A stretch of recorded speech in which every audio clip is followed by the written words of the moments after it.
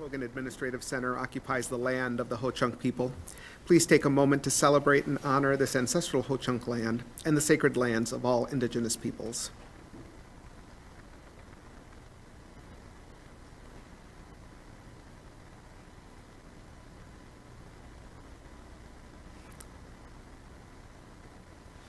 Will the secretary please call the roll? Ms. Baumann? Here. Ms. Bergdahl? Here. Dr. Cooper-Stoll? Here. Dr. Garcia? Here. Dr. Jimenez? Here. Ms. Leahy? Excused. Ms. Moots? Excused. Mr. Korberg? Excused. Mr. Spivey? Absent. Quorum of the Board of Education is present, so the regularly scheduled meeting of April 3rd, 2023 is called to order, and will now have the Pledge of Allegiance. Please stand and face the American flag. I pledge allegiance to the flag of the United States of America and to the republic for which it stands, one nation, under God, indivisible, with liberty and justice for all. So tonight's agenda has been previously distributed to the board, and I would entertain a motion at this time with a second to approve the agenda as submitted unless there is a motion to amend. I make a motion to approve the agenda as presented. I'll second. Okay. Moved by Dr. Cooper-Stoll, seconded by Dr. Garcia to approve the agenda as presented.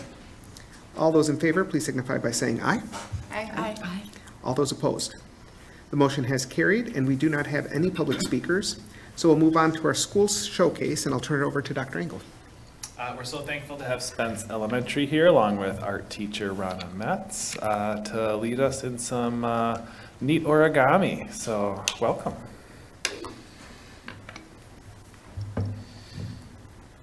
Good evening.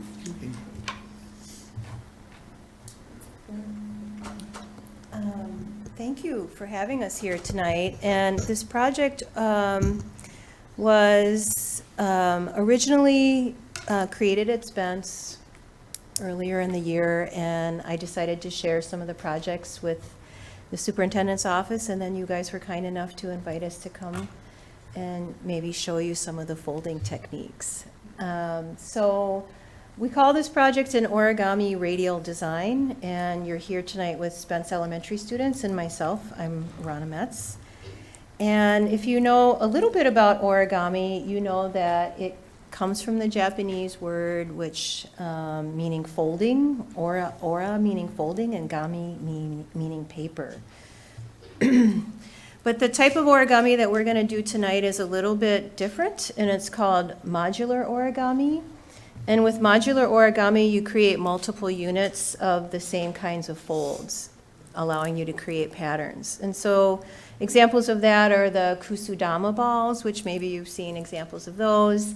The radial relief designs, which I have on the screen and that are also hung up around our school and here at the board office. And another example of that is the Soul Box project, which is an artistic response to gun violence in the United States, and it's a national project. And you will see the Soul Box project featured at ArtSpire this summer as well. So more you can learn about origami there.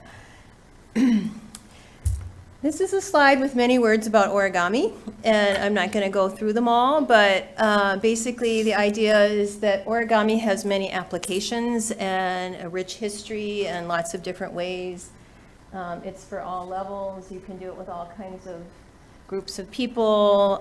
It can be a craft project, and it can also be infused with meaning, like taking it to a higher level, making it an art experience. So today I'm going to ask you guys to help make this a little bit deeper of an experience. And so the board members, you are going to be invited to do some folding in a minute with our student teachers that we have here. But before you do that, I would like you to write a statement on one of your Post-its that we provided for you, and to write one sentence about your goals, visions, or aspirations for serving on the La Crosse School Board. For example, you might start your sentence, "My goal is," or "I aspire to," or "My vision for the school district of La Crosse is." And then after you write that statement, and you only get one Post-it, well, I suppose you could use two, but We don't want to spend too much time on that part. But after you write that statement, be sure to sign it and put today's date, which is 4/3/23. And you have 30 seconds to do this. Ready, set, go.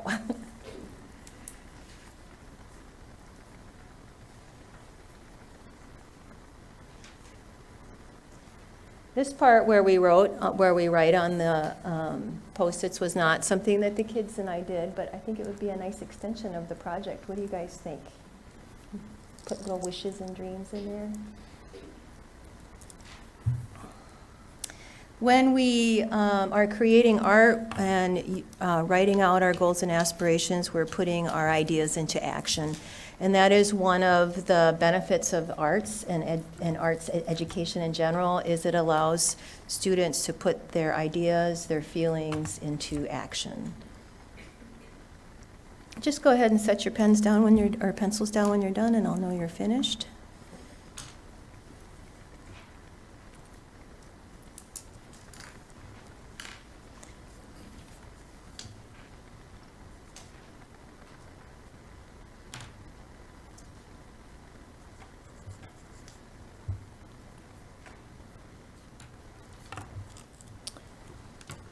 So what's going to happen this evening is you're going to have the privilege of working with some of our student teachers. These are students that have mastered some of the folds that we use for this project. And just like you, they started out at the beginning. They didn't know how to do these folds, and then through practice, some of them have mastered some of the different folds. And so you can see on the screen 3 of the different folds that we are going to try tonight, and each student got to decide which one they wanted to teach to you. They're going to be coming onto stage and pairing themselves up with one of the board members up here. We might invite a few other adults to come up as well. And we'll just have about 7 minutes, and they'll demonstrate for you how to do the folding, and then you'll just fold together with them for a few minutes. The first couple times, they'll walk you through it step by step, and then the goal is that by the 3rd or 4th Post-it that you are also an independent folder, which is kind of how we do it in the classroom too, is we build our knowledge and our expertise as we go. So as far as color goes and the fold goes, you get what you get, as we say in class, and but our teachers are going to be excellent. You will have 7 minutes if we need it and you're going to fold 4 units or 4 modules. And then if you finish a little bit earlier than the other person in front of you, just go ahead and start playing around with arranging your folded pieces into what's a radial design, which means it's a design that has symmetry north, south, east, and west. And you can also, your student teacher will be folding with you, so you guys can kind of play around a little bit with some designs. But when everybody's finished, we're actually going to collect all your folded pieces. We'll take it back to Spence. We're going to create a beautiful art piece that we'll bring back to you and that you can display here at the board. So, all right. Oops, I don't want to start the timer yet. Okay, next slide. If I can do that. There we go. So now we're going to call up the students, and I want to introduce them to you. As I call your name, they'll be coming up and finding an adult to stand next to. I have 10 students. 1, 2, 3, 4, 5, 6, 7, 8, 9. Would you like to come up, Mr. Lahocki, and be the 10th adult? That's awesome. So in 5th grade, we have Kyrie. Kyrie, coming on up. And Tatum. So why don't you go work your way all the way back to Dr. Engel, right there, okay? And Tatum, we'll just work this way, okay? Lucia. You can stay here. And Ada. One over. She's not here today. Okay, Lucia. You're good, Mom. Okay. I'm sure they'll, Right. you can use another student. Uriah. Chloe's here. You can stay. Okay. Chloe, you want to come right up here? And Evie. Evie, would you like to come up here with Dr. Marcy? Okay. 4th grade, we have Jacob. And Jamar. Jacob, do you want to come? Do you want to come this way and start working on this side? Okay, Jamar, you want to come this way? Nobody Eden. wants this side of the room. And Olive. Aubriana. My bad. Oh, you're at the bottom of that list. It was on there, sorry. Aubriana. Okay.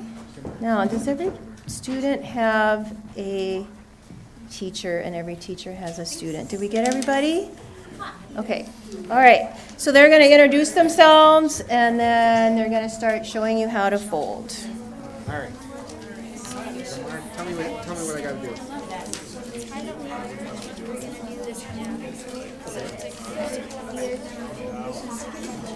Okay. At the sticky side? Or either sticker's kind of nice.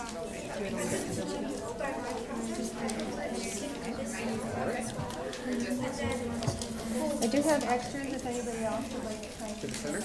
Yep. I got fat fingers. All right. And then you can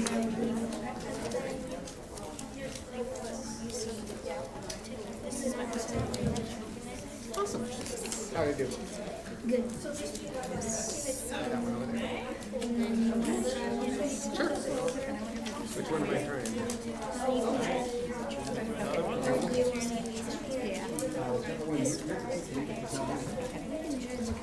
Okay.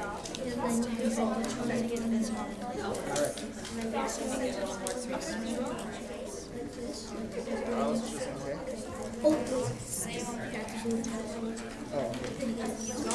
Okay.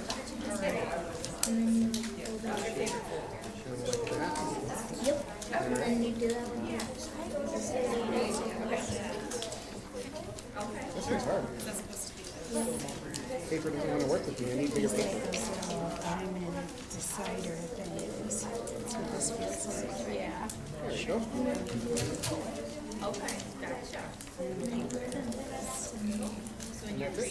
Just those two balls? Right. And I have the remote. Just All right, let's see. Well, what are my options now? I have not been that's why we were just Those two?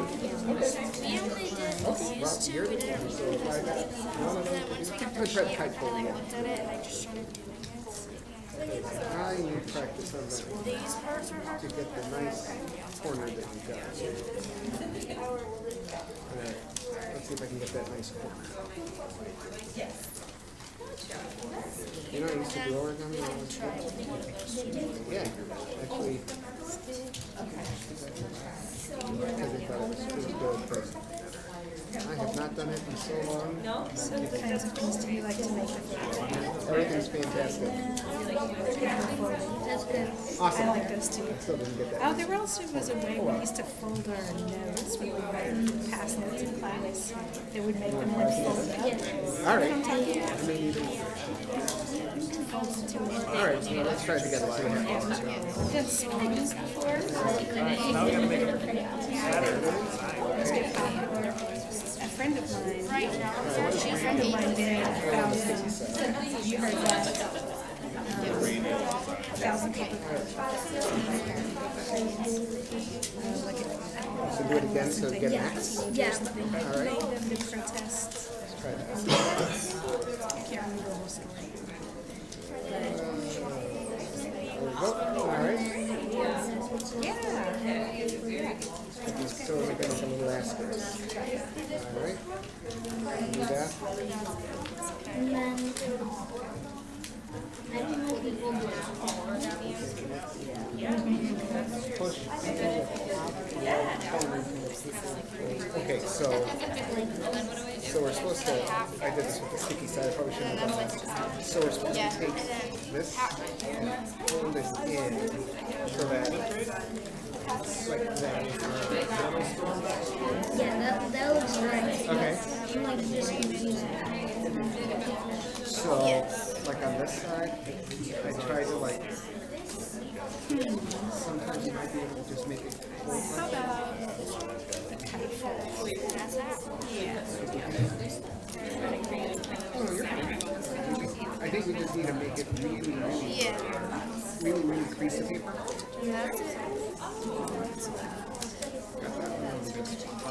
So just make it really crease. Because then it'll make it easy. What I Okay, now I'm gonna give it to you. exactly that Yeah, just try it. You might be able to just kind of grab 2 corners and try to push.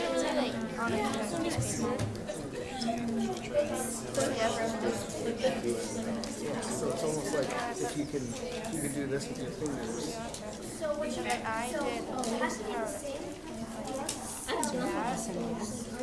It is. It's really, really hard. Definitely part of it. You have to have a little bit to grip. Yeah, that's what I will. Uh-oh. I'm having too much fun. You get it? It is hard. You know what you do when it gets like that?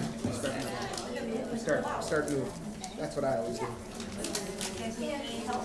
No, we're trying to figure out this third fold that he's not an expert of, so we're trying to do it together. Yep.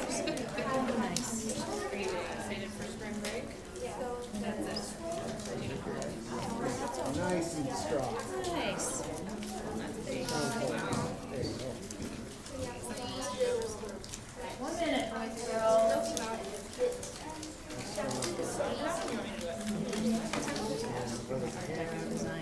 Thank you for showing me No, you did good. So now in this side, Yeah. this is where you try to see if you can grab here and put it in the and then try to She plays the flute. push it because with the fold it will make it easier to push it. See how it's going? There you go. Just like that. Okay. Sounds great. You get it? Oh, I see. Found it? There you go. So what do you do now? There you go. You got it. What kinds of things do you like to do? Excellent. You got it. Nice. I like riding my bike too. There you go. Okay, so now if I could ride to work now. I got This some in air hand, tires though. and then halfway point, In my garage for most of the winter. and the other half. All right, 4, 3, 2, 1, and done. Ding-a-ling-a-ling-a-ling-a-ling. I told the kids I'd bring my bell, but I forgot. Okay, so to finish, first of all, be sure to thank your teacher and your student, and thank you for your time. And then we are going to pass these bags down this way that you can put your folded pieces in. And as soon as the students are ready, they can come back to their seats. But I think we want to give them a round of applause. Thank you. Good job, boys and girls. Thank you very much. Yeah, when you're making Thank you.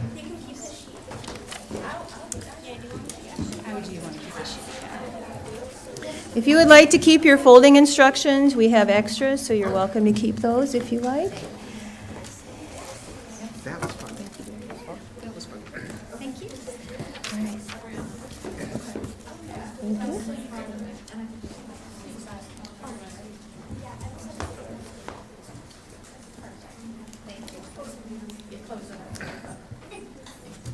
And I just want to say thank you to the board for enjoying this time with our students and being great students yourselves. And also thank you, Dr. Engel, for inviting us. And thank you, Laura, for helping to organize this. And we just appreciate your time and your appreciation of what we do. Have a wonderful evening. Thank you. Thank you. Thank you again.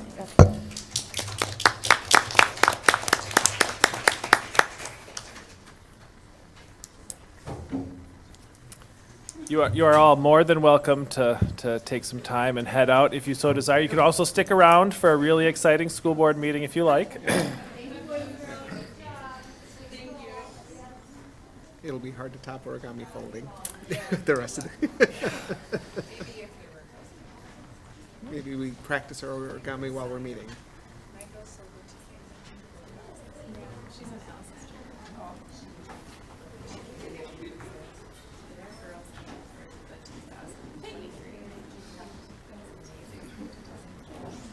All right.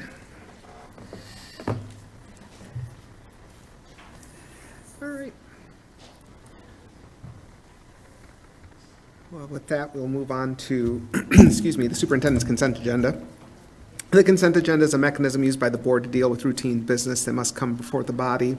Are there any items that the members want to remove from the consent agenda? Okay, I make a motion to approve the items on the superintendent's consent agenda as presented. is there a second? Okay, moved by Dr. Cooper Stoll and seconded by Ms. Berkedal. The items on the superintendent's consent agenda are approved as presented unless there is objection. Is there any objection? Hearing none, then we'll move on to the approval of the board consent agenda. I make a motion to approve the board consent agenda as presented. Okay. Is there anything that the board members want to remove from the board consent agenda? Okay. Hearing none, then moved by Dr. Cooper Stoll and seconded by Ms. Berkedal. We will approve the items on the board consent agenda unless there is objection. Is there any objection? Hearing none, those items are approved, and we'll move on to the information portion. Results monitoring report R3.5 involves citizenship, and I'll turn it over to Dr. Engel. Thank you, Dr. Jimenez. So this is monitoring of one of our results policies. We split up our results policies to be monitored throughout the school year. And this is to ensure that we're presenting that information when it's relevant to the school board, because there's assessments that come out or it's been recently completed. We want to be able to provide that information to the board close to when the public's going to receive it. And they're also pretty large policies, and we want to continue that focus on student results throughout the school year, so it's a nice opportunity to do that as well. And we have Dr. Lahaki here with us to present on our 3.5. Good evening. That was a nice summary. We are, you can smell it in the air. It's assessment season in Wisconsin. We have Wisconsin Forward, ACT, pre-ACT are all going on now. So it makes sense to have a more curriculum and classroom-based focus to the data tonight, rather than those standardized assessments which are being taken now, but we'll get those results over the summer, and I'll be able to present those when they're unembargoed in the fall. So, results policy 3.5. Students will recognize the impact of social location or positionality on how individuals see, understand, and experience the world around them.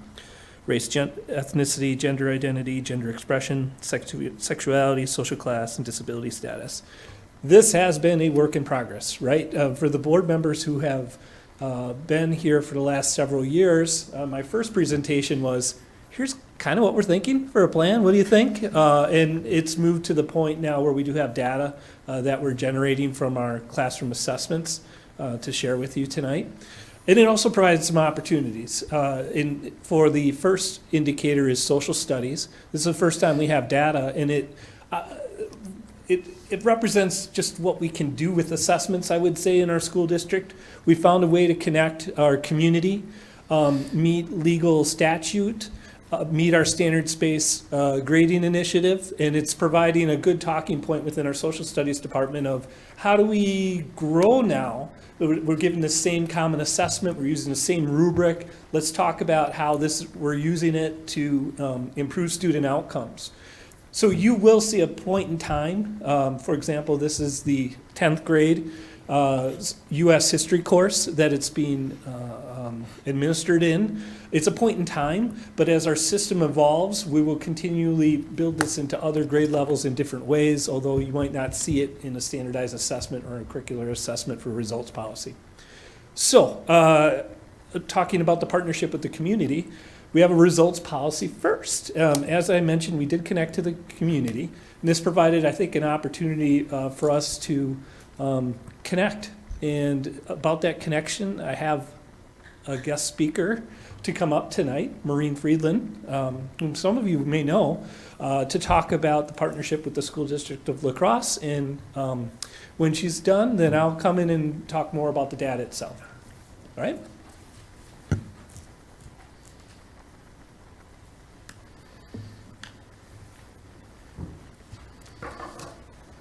Thank you for the opportunity to address Holocaust education, which is what I'm going to speak about. I am Maureen Friedland. My husband Bob and I are parents of 3 La Crosse School District graduates. 2 were high school student reps to the board, and I was up here at the podium many times during my days as district-wide parent committee, so it's good to be back home again. Thank you. It's timely that I am here tonight. The Wisconsin legislature in 2021 enacted Act 30, which requires that all districts in the state ensure that the Holocaust and other genocides be incorporated at least once in the middle and high school social studies curriculum. As I will tell you, the La Crosse School District is far ahead in fulfilling this mandate. In 2007, my husband and I, through the La Crosse Public Education Foundation, LPEF, established the first of our 2 funds to teach about the Shoah, or the Holocaust, in the La Crosse School District. Our second fund is for other public or private schools in the area, and the La Crosse Community Foundation administers them, and Katie Berkendal was very helpful to us through the years on that. At the time, there were only a small handful of family and LPEF partnerships, so the notion of focused area partnerships about curricula was novel. LPEF has been an enthusiastic partner with us these 16 years, now with Nell Saunders Scott, quite dedicated, at the helm. First definition. Shoah is Hebrew for catastrophe, the genocide in which approximately 6 million Jews and 5 million others, including Roma, the disabled, homosexuals, and Jehovah's Witnesses, were murdered by the Nazi regime and its collaborators, including citizens, during World War II. We use the words Holocaust and Shoah interchangeably. So why is it important to study the Shoah? The goals and the basis for granting funds to the district are 3. First, exposing students to the history of the Shoah and connected topics of European and world history, even American history. 2, teaching students to recognize the historical events and beliefs that made the Shoah possible and to relate them to current events and beliefs. And 3, assisting students and educators to understand the impact of the Shoah in the world and to comprehend the impact of current and potential genocides today. So in a nutshell, in less educator terms, as this dark period of humanity is studied, important lessons are understood in the way that hatred can irrationally build to mass movements allowed by large groups of people. Students can learn to analyze and identify how hate speech, scapegoating, confirmation bias, as examples, can all be used to turn a group of people against another group of people. Yet tolerance, forgiveness, goodness, and compassion are amply revealed as well in the lessons of the Holocaust. Inspirational stories of helping individuals and helping communities are included in Holocaust education. Teachers report that students become deeply engaged and deeply inspired by the ample stories of goodness at whatever learning level they are at, and their Holocaust studies are remembered and valued for years when other subject topics are forgotten. The district has had a remarkable journey in its teaching about the Holocaust. Some districts are fortunate to have 1 or 2 people inspired to do the extra work, and there's a lot of extra work: curriculum writing, reviews of new materials, grant applications for new materials, etc. And by the way, Holocaust education is not just in social studies, but also in literature, art, music, and more. But many districts may have no identified Holocaust educators at all. In La Crosse, Mary Munson at Lincoln School and later Jill Gorell at Logan Middle were the self-energized pioneers. And Mr. Harsey will remember those days, those early days. He was there and he was helpful. In 2019, a core group of teachers and staff designed a unique, entire coordinated social studies curriculum for all 3 middle schools. And I know time matters here, but it's just me to throw out the names of these wonderful people who have helped, so I'm going to do it anyway. They include Sandy Brower, Jerry Patchell, Bobby Gillitzer, Eric Martin, Jean Halderson, Scott Bagnevsky, and Jill Gorell. So today we have even more teachers and curricula staff engaged, and all high school students will receive targeted teaching, always adhering to required standards. So I know about Jean Halderson and Christina Fenton, for example, spending hours and hours working on the new grade 7 curriculum in Jean's basement during vacation, summer vacation, finding just the right books to capture the interests of students. A special education teacher at Logan, Megan Giroux, excitedly shared with me recently that one of her students was so engrossed they made more progress with their basic reading skills than had previously been demonstrated in any manner.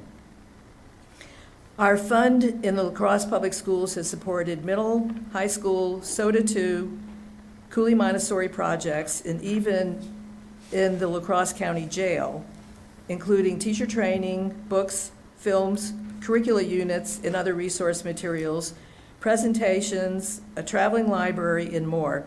This year, our funding included several teachers attending Darrell Klotz's renowned 2-day workshop for Midwest educators at Viterbo University, and the purchase of 270 copies of the award-winning graphic book, White Bird, A Shared Vision of Peace, by R.J. Palacio for all 7th graders. Also buses to Viterbo for 7th graders, and 80 of the 10th graders to listen firsthand in March to Peter Feigl, a Holocaust survivor. It is important more and more to learn history from people who have tangible lived stories. So a special announcement and an invitation to you all. The La Crosse School District will be honored with the Wegner Leaf for excellence in Holocaust education on Tuesday, April 18th by Congregation Sons of Abraham on 1820 Main Street at our annual Holocaust Remembrance Observance at 7:00 p.m. This is an interfaith public educational event, free and open to the public. The Wegner Leaf is named after UWL history and education professor Dr. Gregory Wegner to recognize outstanding educators from all walks of life, including an entire theater company in La Crescent led by Christy Moulton, who's now in library services at Logan High, an outstanding Aquinas High School teacher, the LPEF, and David Stoffler, its executive director at the time, and now the La Crosse School District itself. Featured in the program will be Longfellow's Jean Halderson, who will talk about the school district's comprehensive Holocaust programming, as well as present Joachim Alexander Freidunk's Oscar-winning short film, Toyland, the subject of an essay contest for middle school students sponsored by our fund. There's a different film for the essay contest for high schoolers. It's called A Night in the Garden, about the 1939 Nazi rally that filled Madison Square Garden with Americans in New York City. And you can easily find these short films just by Googling them. They come up really very easily. We'll have a scene from the La Crosse Community Theater's recent excellent production of The Diary of a Young Girl, Anne Frank, directed by William Garcia. So we hope you'll be able to join us. So to wrap it up, good, creative, timely, even life-changing learning is taking place in the La Crosse School District as its teachers have chosen to deeply engage in Holocaust teaching, supported by curriculum directors. My husband and I are grateful to the La Crosse Public Education Foundation and many teachers and staff for their willingness to open the eyes and hearts of students and to see the value of teaching the Holocaust. We thank them in the La Crosse School District for supporting their students. Thank you very much. Thank you.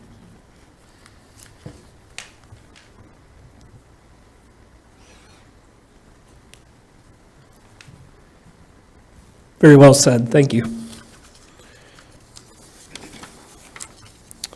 The link to A Night in the Garden has been placed in the board report if you'd like to watch the video. The video Toyland was referenced as well. That's actually what we're going to use for results policy 3.6, so you'll see that data. I think in October is when we'll have all the information ready for you for 3.6. So stay tuned for that one as well. The actual data that we have for A Night in the Garden is based on a rubric that was developed in our social studies department. Within the rubric, there were 3 rows or 3 statements that align to the results policy 3.5, and that data has been shared with you along with the rubric itself. So you can see how students are evaluated with that and what their performance was for this first year. Do you have any questions about indicator 1? Questions from the board?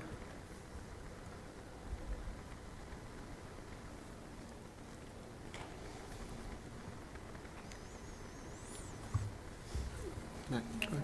Just in tracking the data over time, will this be the same prompt next year, or how will this like evolve if we're looking at? That's a good question. Yeah, we're talking about what that looks like. So we did change the prompt for the middle school from year to year. It keeps it pros and cons, right? It keeps it fresh, and there's no redundancy. It also increases the amount of resources that we have for other grade levels then if we continuously use new resources.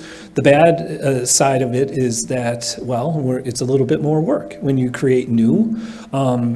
We are rubric-based, meaning that it shouldn't matter what the resource is. Those rows that connects past and present, demonstrates an understanding of historic and current events, and uses respectful discourse should apply to any resource we pick.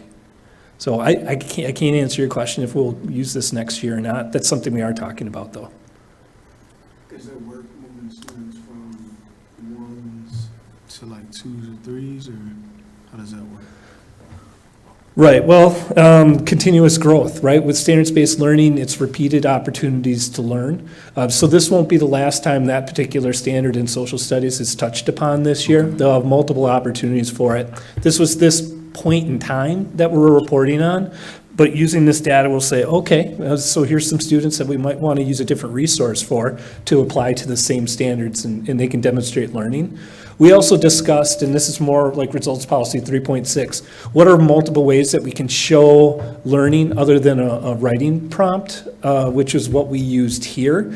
So that's certainly an area of growth for us. Our 7th grade students may be able to provide a little bit more variety into what's submitted. In talking to the Freelands, they were open to art, music, audio for submission into that contest. So we're still working this. Like I said, like 3 years ago, we had this idea, we had a plan, and the plan continues to evolve. But it's good for students to have these kind of discussions, for sure. Thank you. Other questions?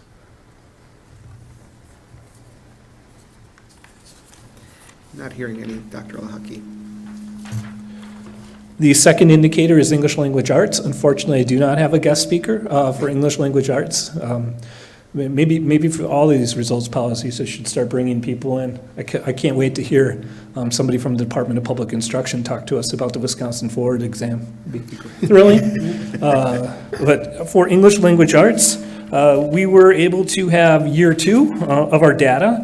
To answer the previous question, this is a different prompt. So last year, we had a different prompt that we used for this indicator. This is a new one for this particular year. Sometimes student interest will drive that a little bit. I'm guessing that there's some talk about homelessness in the area, and that was a timely incentivized topic. The year before, you may or may not remember, it was about freedom of speech through the use of social media was last year's. So the rubric does apply in both situations. For ELA, It's a writing assessment, which will remain a writing assessment because the standard that's involved is a writing standard. So this one, unlike social studies, will remain a writing prompt. And you can see the rubric, one row of the rubric is appropriate. It's the claim, advanced, proficient, approaching, and not yet. So those are the language you'll see more, as that is our proficiency scale for the school district of La Crosse that we will use going forward.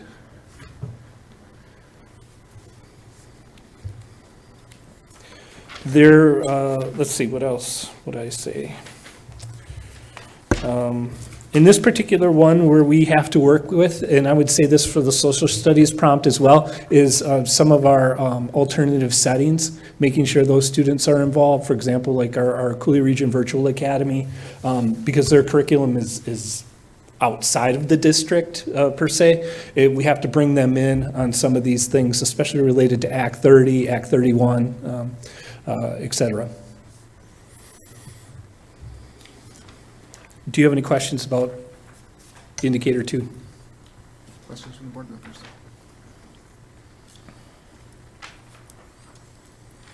Dr. Lehucky, in indicator 2, is that data just for this year? I noticed in indicator 1 you had data from 2021-22 and then 22-23. I was just wondering. Yeah, I think I have them labeled incorrectly. So indicator 1, where it says that is the English language arts indicator, and that one, we were able to get the prompt out a year earlier than social studies. So there is 2 years of data, although the resource changed. And then for indicator 2, the social studies, that was our first year this year.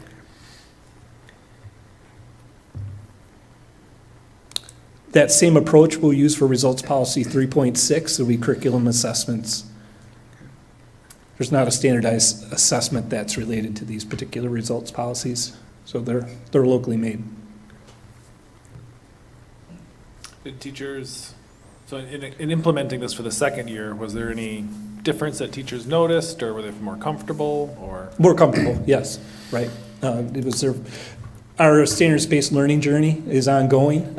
So our first time around was really, for some of our teachers, the first experience they had in assessing learning in that way. Not for all, but for some. And so this was year 2. We're growing in our capacity, more comfort level with it. We'll see some score variation as people work together and have those conversations during their professional learning communities. Like, why did your students score so well? What is the magic in your particular classroom? Those rich discussions are why PLCs or professional learning communities can be so valuable. So you talk about instruction and its impact on student outcomes.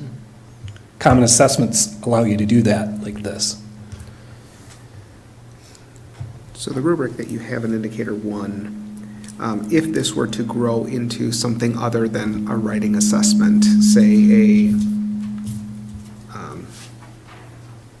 a video that was created by students or some other project, will this rubric be sufficient for those types of projects, or will we have to do something different and then we would recreate the data then using that new rubric given the different types of projects that we might use? The proficiency scale, the 4, 3, 2, 1 would stay the same for every rubric. The wording, the descriptors would change based on, let's say it's an art project, it's a ceramic piece. That the words that are in the rubric wouldn't be appropriate. Sure. However, what does advanced look like? What does proficient look like using that sort of art medium would be that. So I without seeing the data, we'd probably have to share multiple rubrics, and so you might get 4 different rubrics, and then add them up together to get a compiled number. Mm-hmm. Which makes sense. I mean, I just wanted to make sure that, what we'll be seeing in the future. So if we were to expand the number of, or types of projects students could do, we may see different rubrics that are being used, and then we might have a different way of looking at the data. Correct, and I'm not 100% certain. We're still having, we're actually going to do the 7th grade one in the next few weeks, the next month. And so there's some talk of do we just do writing for this board report essentially, but then for the contest, or show a reflection contest, is that where we allow students to go above and beyond and submit? And so we haven't come to consensus on that as well. Oh, and that makes sense. You know, I think some students may have better ability to showcase their talents in a non-writing way. So, I mean, it would be interesting to see that, but obviously, you know, whatever you all decide is fine. But it would be curious to just talk about that maybe off on the side. I agree. Yeah, year one, we do what we can to get across the finish line, reflect, and then grow. Yeah. Any other questions or comments from the board? Hearing none. Thank you very much, Dr. Lahaki. And we will move on to our next information item, Operational Expectation Monitoring Report, OE1 Global Operation Expectation. Dr. Engel? So this OE is kind of a global operational expectation, and it covers, in a sense, all of them, but also some basic commitments through the policy. And it's part of our ongoing monitoring process. This one I will take the lead on. The expectation is the superintendent shall not cause, allow, or fail to take reasonable measures to prevent any practice, activity, decision, or organizational condition that is unlawful, unethical, unsafe, disrespectful, imprudent, in violation of board policy, or endangers the district's public image or credibility. Indicator number 1 is the district is compliant with 100% of state, federal, and DPI laws and regulations. The evidence attached there is a compliance documentation letter from our auditor, the auditor's governance communication, and the financial audit, which all indicates the district was compliant with 100% of state, federal, and DPI laws and regulations for the last year. The second indicator is the board, upon evaluation of the OE policies, finds no significant violation of or non-compliance with any of the policies. The 3-year monitoring report summary linked there indicates the state of compliance for each OE monitoring report and indicates no significant violations or non-compliance with policies over the last year. Indicator number 3 is no legal charges or formal regulatory complaints against the district result in a finding of negligence or an intentional violation of federal, state, or local law. The attached documentation letter indicates the district faced no legal charges or formal regulatory complaints against the school district over the last year. Indicator 4, no written complaints against the superintendent are presented to and substantiated by the board. The compliance documentation letter indicates there were no written complaints against the superintendent presented to or substantiated by the board for the last year. And lastly, indicator 5, district employees are terminated due to unethical, illegal, or unprofessional conduct violations. And the documentation letter indicates that we did terminate 1 employee due to unethical, illegal, or unprofessional conduct violation over the last year. And this is a short policy with some pretty straightforward documentation. And we've indicated in compliance, but happy to take any questions on any of these items from the board. Any questions or comments from the board members? No. I'm not seeing anything from the board members. So with that then, unless I hear otherwise, it sounds like the board would be fine finding OE1 in compliance, given just a quick straw poll. I just have a quick question. Yes.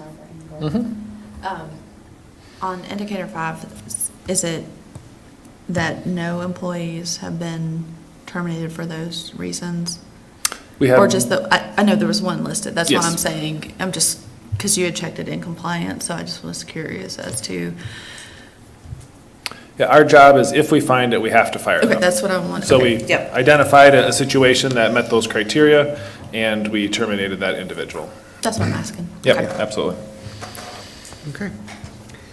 So, again, just to check again with the board members. It seems like we feel comfortable with OE1, no concerns there. I have no concerns. So, okay, then we will move on to 7.03, Operational Expectation Monitoring Report Action Plan, OE10 Learning Environment, and turn over to Dr. Engel. Yeah, this is a new thing in our process with coherent governance. It's identified in the coherent governance manual as an opportunity to present evidence for continual improvement. And it doesn't necessarily need to come on the heels of an area where we've identified that we haven't met expectations, but it seems prudent to do so in cases where we have done that. And so this is a follow-up of the monitoring report from last month for OE10, and thought it wise, when we've identified an area where we weren't meeting expectations, that we would provide an action plan to improve that for the future, and some activities that we would undertake in order to continually seek improvement. So the first one was OE 10.1. The superintendent will maintain a climate that is characterized by support and encouragement for high student success. The indicator is 95% of students respond affirmatively to an annually provided survey instrument indicating feelings of safety, belonging, support at school. And we did not meet that mark. At safety, it was 80%, belonging 76, and support at school at 93. Using kind of a PDSA format, Plan, Do, Study, Act, we identified some of so that evidence was kind of the study portion. And then we went through and we identified some of the things that we are doing right now to help support students' sense of safety, belonging, and support at school. And there's a list of, and a short description of many of the things that we're doing. It's certainly not wholly comprehensive. And things that go on in individual buildings or in individual classrooms certainly exceed this to a great extent. But things like PBIS, social emotional learning, restorative justice, the whole child framework, trauma-sensitive schools training, our rights and responsibilities community review, our school discipline committee, our SRO advisory committee, our review of policies on an annual basis or biennial basis, professional development from Social Responsibility Speaks, partnerships with Black and Hope Restores for Ejima Circles and Lunch-Based Connections, graduation specialists with the Boys and Girls Club, partnership with the Good Fight Way, our Community Schools Initiative, our partnerships with the community at the Huber Hinchin Partnership in Shoe Mullen, as well as System of Care, our shared social workers with the county, and our Handle with Care program with every organization in the area, it seems. A lot of things that we're doing right now to address that sense of safety, belonging, and support at school. We did some research into what's best practice or what's recommended, from the DPI or other authorities in the state. We identified three key resources. One, the National Center on Safe and Supportive Learning Environments, which identified school climate as kind of a key strategy. The Wisconsin Department of Public Instruction, which identifies a positive culture as a key strategy to address all three of these for students. And then the Wisconsin Department of Justice has a comprehensive school security framework as well. We also did other research, just kind of diving into the internet and literature to identify other sources of evidence and summarize those there as well. And with all of that, we came up with a root cause and a theory of change for moving forward. The root cause of positive student perceptions of safety, belonging, and support is learning in a school that has a positive school culture and climate. And so those resources support, the best practices and evidence-based strategies to do so. And our theory for change is if schools implement and enhance the elements of a positive school culture and climate, then students will have more positive perceptions of safety, belonging, and support. There's a number of re-emphasis of existing strategies, things we already do, but we want to highlight those and get better at them. And those include continued implementation of universal school-wide PBS, PBIS, leading to fair and consistent expectations and treatment of students. Continue to provide training to staff to develop trauma-sensitive schools. Continue to implement social emotional learning curriculum with students. Continue to promote mental health awareness, and continue implementation of the whole child framework. But there's also new strategies that we can engage in to continually seek improvement. And the ones that we've identified here are bolster the incorporation of culturally responsive, evidence-based practices, reinforce instructional strategies that are learner-centered, promote student agency, provide relevant, meaningful, and authentic experiences, and follow best practices in assessment. Continue to expand and promote restorative practices in partnership with the YWCA. Explore teen mental health first aid and peer supports, and expand specific support for LGBTQ plus students and other identity groups. I would say that these are things that certainly exist in our schools, but maybe in pockets and maybe not in a systemic way with emphasis and support that's necessary to make them widespread and universal. And so excited to look at those 6 strategies and reinforce those as we move into this next school year. With that, I'll turn it over to the board for any questions that folks have about this particular action plan. Any questions from the board members? I appreciate the development of the action plan. Is that something that you plan to use going forward with the board in response to measures that might not be in compliance? Absolutely. My goal would be anytime we've identified an operational expectation or a results policy where we don't feel like we've met our expectations, we would provide an action plan and then be able to focus on that over the next school year. And then also annually be able to provide an update. We should be able to take those 6 things and identify how we have addressed those a year from now. I think it's a good expansion of coherent governance as we have implemented that. I say implement, we had policy governance before that, but updated it to coherent governance, and over time those improvements I think make that process stronger, so I appreciate that. I'll add on to what Dr. Crystal was saying. This is great. I mean, just in terms of, from a board perspective, knowing in detail the initiatives that are taking place and kind of the path we're going. But I think also for like community accountability, having a document like this where we can point to, we're falling short on these things, here's what we're doing, this is still being deeply monitored.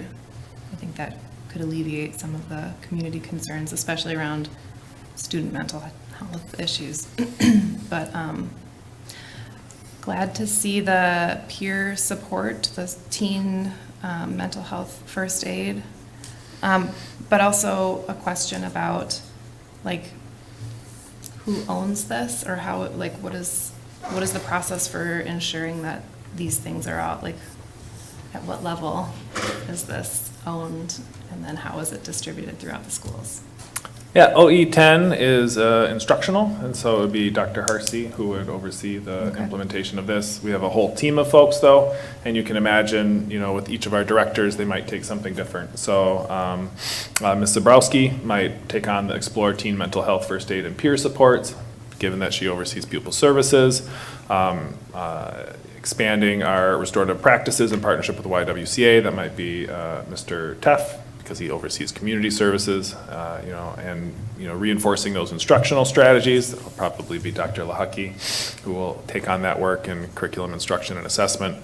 And so the accountability for me will be to reassess this as we move forward, to look at our professional development plans and our resource allocation as we start off this next school year, and then to monitor it on at least an annual basis. I anticipate that when we present on OE10 next year, we would have a summary of our efforts, and hopefully we will have seen some shift in the results. Great. So a couple questions I have, and this might be going into the weeds a little bit, but so the first thing I think of is, I'm seeing the bolstering of the incorporation of culturally responsive practices. I'm curious as to what does that look like, and then the expanding of specific support for LGBTQ students. what have you all kind of discussed what those things would look like in this district, or how we go about doing that? I know the culturally responsive practice thing has happened previously. So in what ways would that be different? Yeah, I would say first off that we haven't explored the actual execution of this to any great extent with our curricular team yet. And so there is some work yet to be done, but things that I saw when I went through the research and the evidence, I think one for the culturally responsive evidence-based practices, especially as it relates to safety and belonging, and support at school as well, is culturally responsive PBIS, positive behavior intervention and services, supports, so there is a way to do that that is, not culturally responsive, that is, from a single identity, and there's ways to do that that incorporate an entire community into developing those expectations. And so I think that's a key area where we need to continue to bolster those efforts. I know some initial efforts have been made, but given our discipline data, I suspect that we need to continue that work. And then I think kind of that daily teacher instruction. And we have new staff every year, and we have turnover and people in new spots and taking on new classes and courses. And so I think it's an area that needs continual emphasis and that additional support to teachers on how to make their instructional practices culturally responsive. And then with the LGBTQ plus, this last year, or for this school year, we expanded our GSAs to the middle schools. And so we have a GSA in every secondary school. We've talked about what does that look like at the elementary school as well for kids. But then other identity groups as well. We don't have as comprehensive of supports. We have some programs at the secondary level, for our Black students, for our Southeast Asian students, but what does that look like into the middle schools to support those different identities our students might have, and how they can, have an adult they trust, can go to, feel comfortable with. And so I think that's an area where we can continue to grow. Okay. And then the last question I have, is it, I guess, your goal that, not most, maybe all, some, by the next monitoring report, how can the board hold you accountable to this? And maybe that's a board question, not a you question. Because if we have this action plan, this is some robust things. I don't know that it necessarily get done right away by the next time we review this, but maybe it would, right? I think the proof is in the monitoring report, right? Like that's the level of accountability the board's at. This is our administrative plan that we're sharing with the school board to show you that these are the things we intend to do, and we should be able to demonstrate that we've done something 1 year from now. And based on our theory of change, it should shift the outcomes in our monitoring report. And I would say that's, the board's level, like we expect these levels of student perception, and if they don't exist, we're going to continue to ask why and what are you going to do about it. And this is our response to that. What are you going to do about it? And so if we don't meet that benchmark, we'll continue to have an action plan and try new things or reemphasize things. But not only would the board be looking at those indicators on the monitoring report, we'll also be providing evidence that we did the things we said we would do. Does the school district consider a correlation between the rate of suspension and the students' perception of positive school culture and climate? I noticed if you break out the data for responses about feeling safe at school, the highest percentage of students who indicate they feel safe at school are white students. And then it's much lower scores with students of color. And students of color are also disproportionately suspended at a higher rate than white students. So when considering new strategies for increasing the positive school culture and climate, has the school district considered a correlation between those things? I think when we look at the disproportionality, I think we highlighted our American Indian, Native American students as being disproportionate. The others are within there's certainly a variance and it's lower, but not so great that it's disproportionate.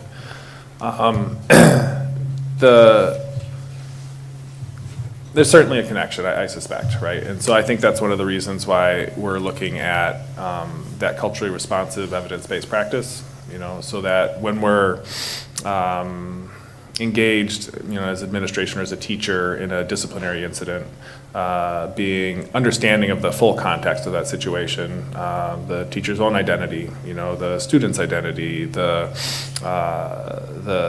perceptions of students in that classroom when something's happening. And, you know, by and large, that response should look the same, you know, almost regardless of those things. But we're not going to be colorblind as we approach this stuff. And so being understanding of that full context is important, I think. And so that would be a key strategy to address that potential connection between differences in students' perceptions about safety, belonging, and support, and that ultimate, you know, maybe connection to discipline. I think something that we have seen over the years anecdotally, and I think it's hard to measure sometimes, is a student who is black, say, might have a disciplinary referral or a in-school suspension for a day. And it comes from an outburst that happened in the classroom. And for that teacher, it felt kind of out of place, like where did this come from? And when you talk to the student, they identify, you know, a series of microaggressions or slights that happened throughout the course of the day or in that classroom that were unaddressed by adults or other students. And it's an accumulation of effects that results in a suspension potentially. And it's rooted in a cultural response or a failure to address hate and bias. And so I think there are certainly connections, and as we train up our teachers and we spend more time looking at it and working on it, we should hopefully see that the students' feelings of belonging increase and those suspensions decrease along the way.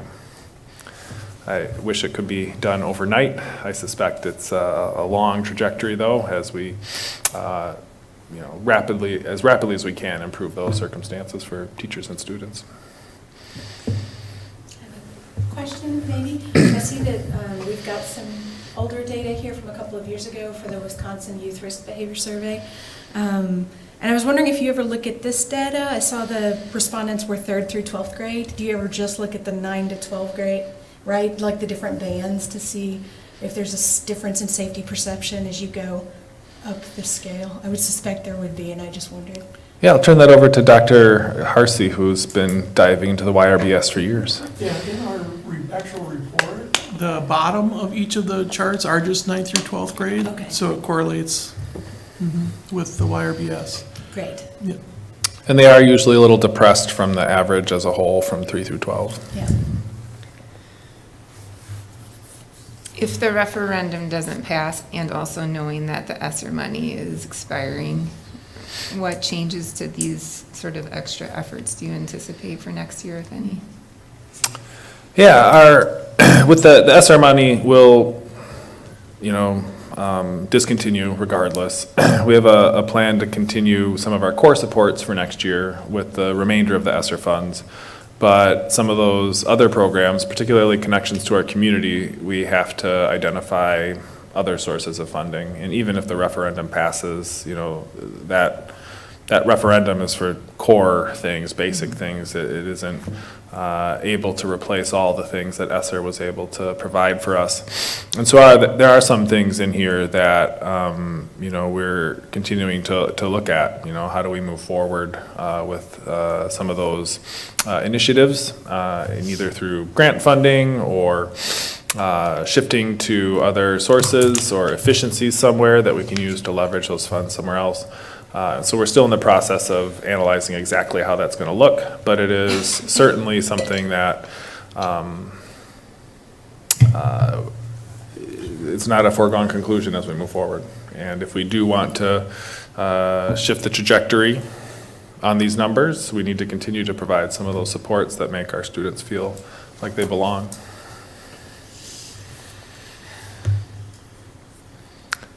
I would add that the last item on the strategies, and I think Dr. Harsey will consider it, is consider revision of safety and belonging goals to be in line with what is a realistic stretch goal given school district history and statewide and national benchmarks. And I'll let Dr. Hersey talk about that more when we look at monitoring report changes. If there aren't further questions, I can go on to the next action plan. Excellent. So we also identified OE 10.2. The superintendent will ensure all policies, procedures regarding student behavior are collaboratively developed, appropriately communicated to students and parents, and most importantly in this instance, equitably enforced. Indicator 4, percentage of office disciplinary offenses and suspenses for students is proportionate for students of color and students identified as having a disability. And our evidence identifies that there remains to be disproportionality for students of color and students having a disability. I outlined our current efforts, and given our root cause and theory of change, almost all of them overlap with OE 10.1's action plan, so I won't read through those again. Other than to identify in our community partnerships, we also have a partnership with Youth Justice, City of Crosse Police Department for System of Care. I think that's the one item that was outstanding, and that's a process to avoid ticketing students and to put them in more wraparound services. A review of research best practice and recommended actions. We found some good stuff from the Brookings Institute that had some recent research. A joint Dear Colleague letter on the non-discrimination administration of school discipline during the Obama administration, which was very helpful. DPI recommendations, and as well as a number of other sites. The root cause of disproportionality in student discipline outcomes. Our school policies and school personnel practices incorporate underlying biases into disciplinary responses, leading to disproportionate outcomes for individuals from historically marginalized groups.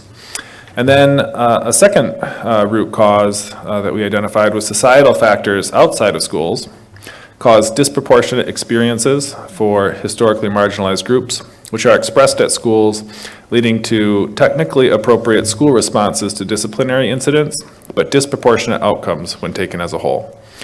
And then the theories of change are that if school policies are written to be actively conscious of the likely systemic presence of bias towards historically marginalized groups, and if school personnel are actively aware of biases, develop cultural humility, and incorporate positive, non-discriminatory practices, then school-based causes of disproportionate disciplinary outcomes will be reduced over time. And the second theory of change is if the school district partners with community agencies to implement programs that disrupt disproportionate experiences for historically marginalized groups, then the expressed behaviors of individuals from historically marginalized groups at schools will be less disproportionate, resulting in more proportionate disciplinary outcomes over time. We once again identified some re-emphasis of existing strategies, and these include implementation of social emotional learning, continued implementation and expansion of restorative justice practices at the middle and high schools, continue to monitor for appropriate use of school resource officers in schools limited to legitimate safety and legal issues, continue to review the Code of Rights and Responsibilities with internal and external stakeholders to ensure disciplinary practices are non-discriminatory, fair, and age-appropriate, continue to seek community feedback on rights and responsibilities and emphasize positive interventions over removal, and continue to strengthen and build community partnerships that reduce the societal causes of disproportionality in student discipline. And then new strategies that we intend to implement are bolster the incorporation of racially and culturally conscious approach towards implementation of school-wide PBIS, through the development of cultural humility and training in hate and bias response in school personnel. And then also develop school personnel student interaction strategies through a focus on teacher mindsets about interacting with and maintaining positive relationships with students when they misbehave, and I should add administrators to that. And then the societal factors strengthen the high-quality implementation of the community schools model through ongoing partnership and mentorship through NEA. We've had a nice partnership with them already, and we continue to improve our community schools effort at Northside and Hamilton. With that, I'll take any questions that folks have on this.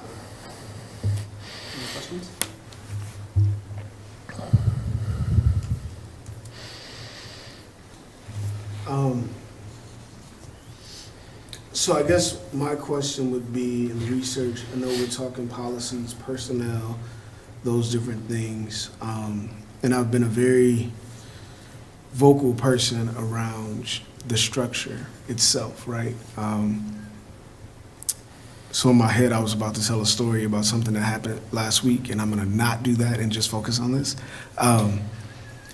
So the structure in schools, like, did that ever come up in terms of like, how are we able to change how we have historically done things and not just focus on the policy and the personnel? Because I know that's a part of it. And then there's also like, maybe this model is just not working for people. Yeah, I think this didn't incorporate radical change. You know, we have. Yeah, I'm radical. I know. It's part of who I am. Some might interpret, you know, what we're proposing as, you know, more progressive than others. True. I think the racially and culturally conscious approach towards implementation of school-wide PBIS is an important ongoing shift. We're certainly not there yet, but I think bringing in families and ensuring that they're a part of that process, you know, is a hallmark of culturally conscious and community-based PBIS. That will continue to be an effort there. And then I think, you know, our educators, you know, there's radical in terms of like how you organize a school, which is certainly one way to approach an environment where there's less disciplinary issues. But if the educators in that radical system aren't any different than the ones you had in any other system, they're going to implement on a daily basis the exact same things that you had before, administrators and teachers. And so I think as opposed to thinking of changing our system through like a radical systemic change, like do we have bells or not? You know, is it an integrated project-based system? Is it, you know, more of a college type environment? The radicalness in this case comes from the individuals teaching every day, and that they are prepared to view situations through a culturally responsive lens, so that the experience of every student, regardless of if it's in a project-based learning setting or a more traditional one, has access to an educator that's going to help them feel like they belong and doesn't lead to disproportionate disciplinary outcomes. I believe you can do it either way. And so, you know, we're going to have traditional schools for a while, I suspect. And so it's incumbent on us to ensure that those educators that are in that system can enact that, you know, like radicality in a way that allows students to avoid that discipline that would become disproportionate. Gotcha. Dr. Cooper, you'll have to help me find a better word. Is that a word? For today. First time I've heard that, but. Any other questions or comments from the board? No, I'm just glad that you all, you know, took the initiative to create this action plan, because I think that's really important, and that's a part of, I think, what us as a board would like to see, you know, when we're not meeting some of those monitor reports, or what is the district doing, and not necessarily us getting into the weeds of things, but this helps. And I think this also helps the community in terms of transparency and things like that too. So I appreciate it. Yeah, I think as we got around to the second or third year of monitoring, and we noticed that, you know, we hadn't met our expectations yet, there was an opportunity to create a more comprehensive plan for how we're going to get better. And it just seems like a good idea every time we identify an area where we don't meet expectations, and adds another layer to that monitoring and that accountability for the board to the school district. I think it's a good process. I would say that when I was reviewing the action plans, my thought was, one, there always remains so much work to be done, for sure, but we have come a very long way in the 6 years I have been on the board in terms of how we're monitoring, what we're monitoring, and a focus on equity, for sure. That's unquestioned, and there remains much work to be done.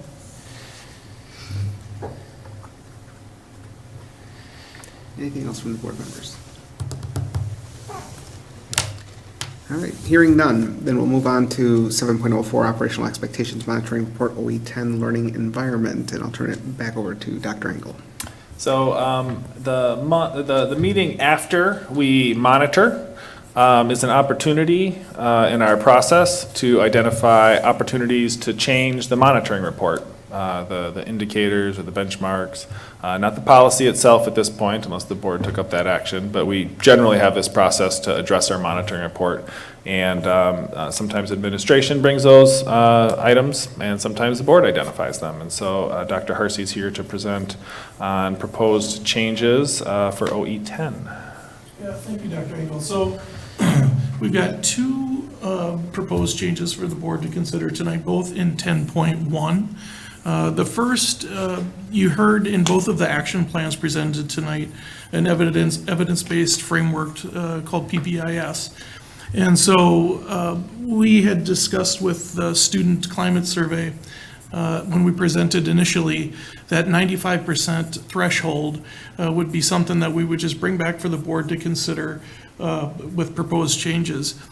PBIS uses a threshold beginning at 80%. And so instead of just grabbing something random, we decided to go with something that was well established.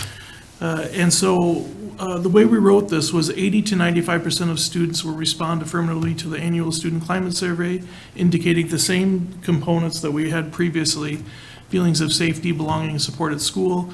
And again, we had added responses will also be proportionate across all student groups, which we felt that proportionality was important for the board to hear and to reflect on as well. And so given the previous conversation around the action plans, the board will obviously have a thoughtful conversation about if you want to go to that 80%. Based on the data, we still wouldn't have made it in belonging, which was at 76% this last year. In terms of raw numbers, out of the 2,432 respondents, we would have needed 1,946 agree or strongly agree, just given this last year's data. So that will be one of the proposed changes for the board to consider. And the other one, I think Ms. Baumann had made mention of wanting to hear more in terms of particularly children's, students' mental health, particularly given what we'd hear from student presenters over this last year, and we frankly agreed. And so we have a new indicator, actually. The district's comprehensive, effectively staffed pupil services program is reviewed annually. We've already spoken with our Director of Student Services, Ami Zabrowski, and some of these reports are at the ready now. And so we'd end up covering the major staple areas with under her umbrella.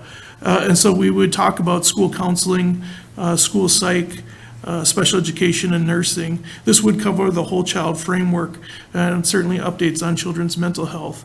And so we feel like with that indicator, we'd be able to provide evidence within that indicator that would cover some of what we feel like would be appropriate to bring to the board as well. So that's a brand new indicator for the board to consider. Those are the two proposed changes that we would suggest. Questions from the board? Okay, since we're talking about change,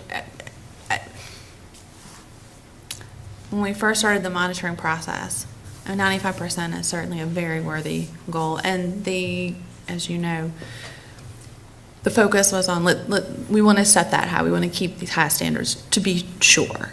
I do think part of the monitoring process is revisiting of how it is that we establish some of those metrics. And so my intention was to ask about whether we were going to change that range anyway. Since the way it's written, however, before the understanding was at least 95%, right? Now we've got this range of 80 to 95%. I think I would just say change the threshold from 95 to 80 as opposed to set that range, because in an ideal situation, we'd have 98%, right? So I'm just thinking from a verbiage standpoint that I might just, instead of giving a range, just change the 95 to 80. I would agree with Dr. Cooper-Stoll, because if the number is below 80, we would recognize that that is not in compliance. But if we use the range, so 98 is not in compliance, So I think we want to keep just a minimum threshold, and that was my reaction as well. What percentage of students take the survey?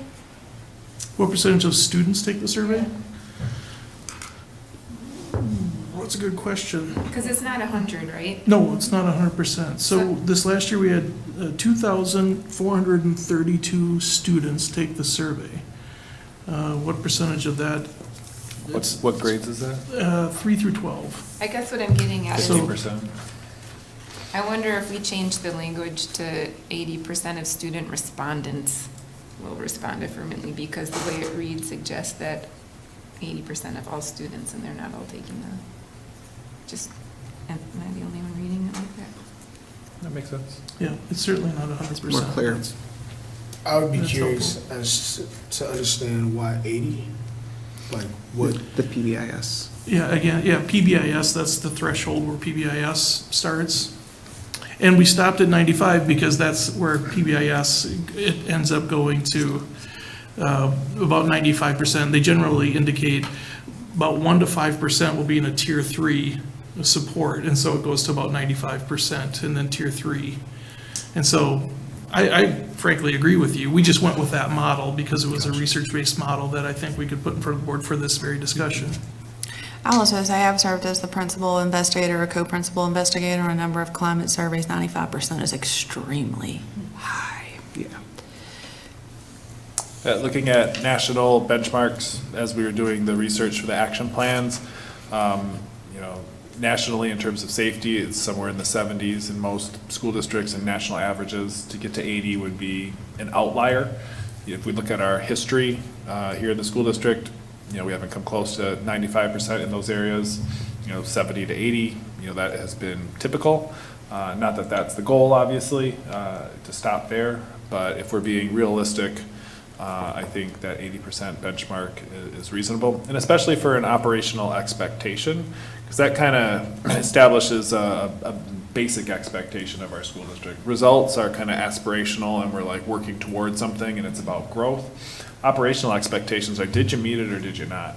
And so having an aspirational goal of 95% is challenging, because that's not the intent of an operational expectation. There isn't like a growth piece in there. So I think, looking at PBIS or other models, 80% of students will have one or less, student disciplinary referrals.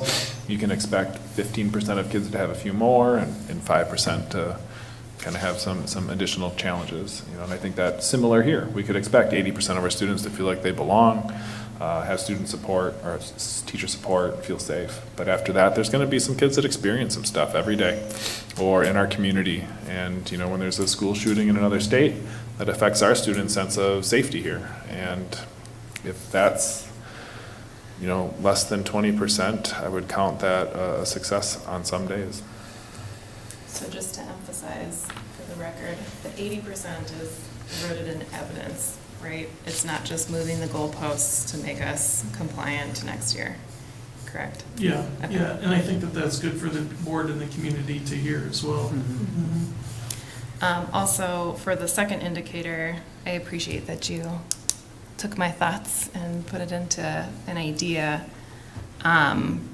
Just wondering kind of what you envision that looking like, if it would be like like one of those compliance letters, or we just get like a signature at the bottom, or would we see more like data on like the ratios, for example, or presence of counselors versus social workers, stuff like that? Yep, exactly that. We were already talking about ratios. Dr. Engel and I had an initial conversation, which we carried forward with Ms. Zabrowski, and supports, ratio, programs, innovations, all with data. And many of these, Ms. Zabrowski thought we were talking, she was ready to go now. And we're talking, no, not now. She's got a lot of that data already in the runway ready to go. And so it will be a compliance letter. Okay. Yeah. There's a place for those, but I think with this type of indicator, we'll have data available that will be, I think, meaty and will meet the board's, certainly the board's needs.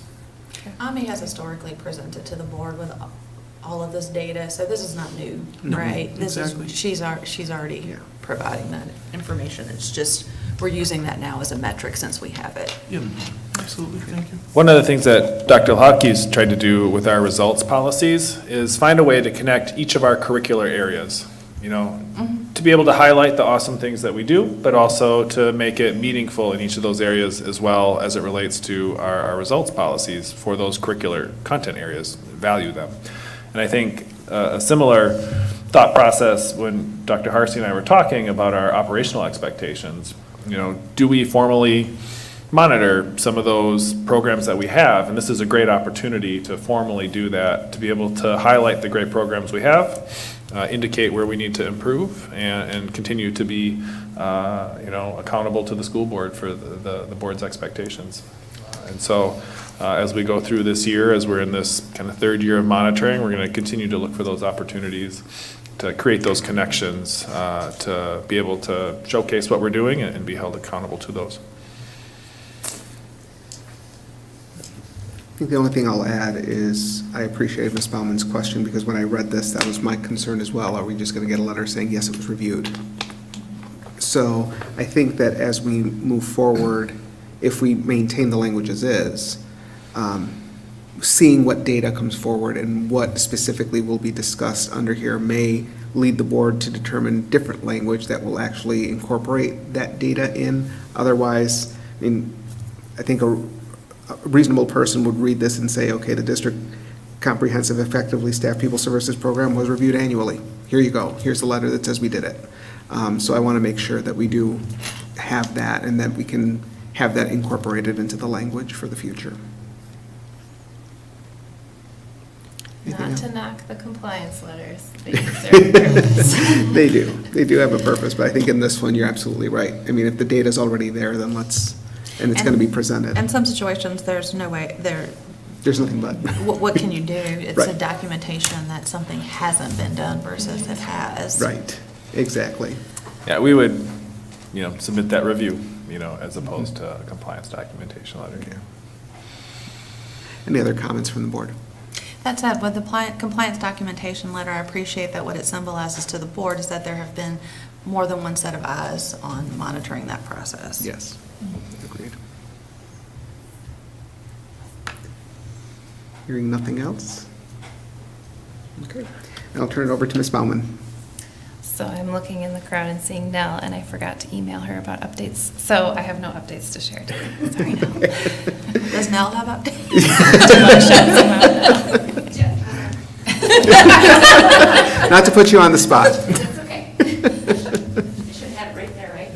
Just to share that we will be announcing our second round of grants on Thursday, April 13th. We'll be delivering to 10 schools. I'm not going to tell you which ones right now, but if you are curious and available that morning before 10 and you would like to join us on any grant delivery, email me and I can share the schedule and we can find a place for you to join us. How many dollars in grants this year? This is $41,500 in grants for 22 projects. That totals nearly $90,000 for the school year. So, yeah. Wonderful. Thank you very much. The only announcement I have is tomorrow is voting day, so I hope everybody gets to the polls and exercises their right to vote. And I'll turn it over to Dr. Engel. I don't know why this.